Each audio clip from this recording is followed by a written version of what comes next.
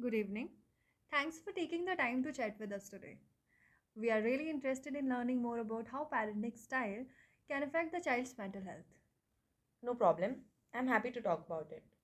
All right, so let's begin with the basics. Can you break down the different parenting styles for us? Sure. Mainly, there are four types. First one is authoritarian, which often includes strict rules, high expectations, and a little room for negotiation. Then there is authoritative, which is like a middle ground. It's about setting limits, but then also about being responsive and warm.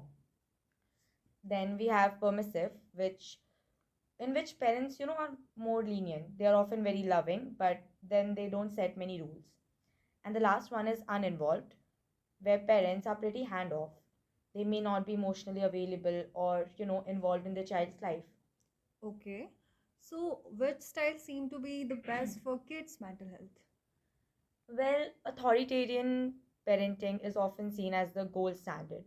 It can help in develop a child's self-esteem or their self-discipline and strong social skills. In this type of parenting style, they often feel loved and supported, but then they also learn how to behave responsibly. But what about the other styles? Can they have negative effects?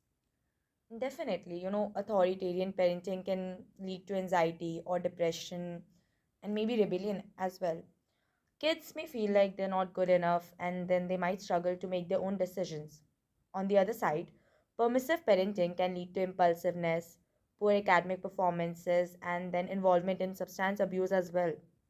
Kids might not learn how to control their behavior or take responsibility for their own actions. So, how can parents find the balance between being strict or being too lenient?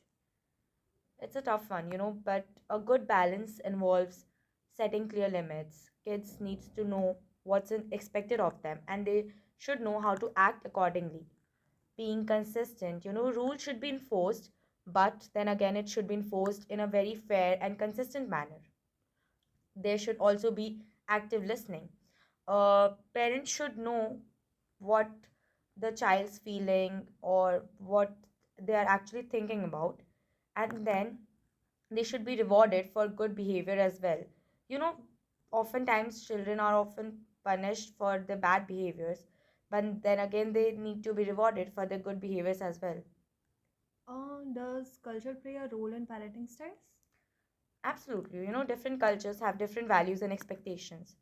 For example, some cultures may prioritize obedience and respect, like we see in our Indian culture, while others may emphasize independence and self expression, which can be often seen in Western culture.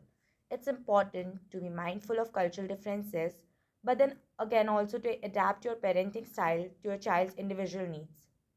All right. So, when should parents seek professional help?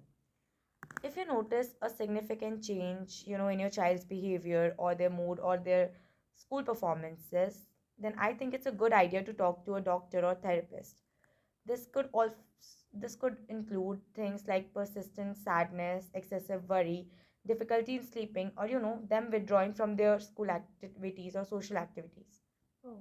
Oh, thank you for your insightful answers.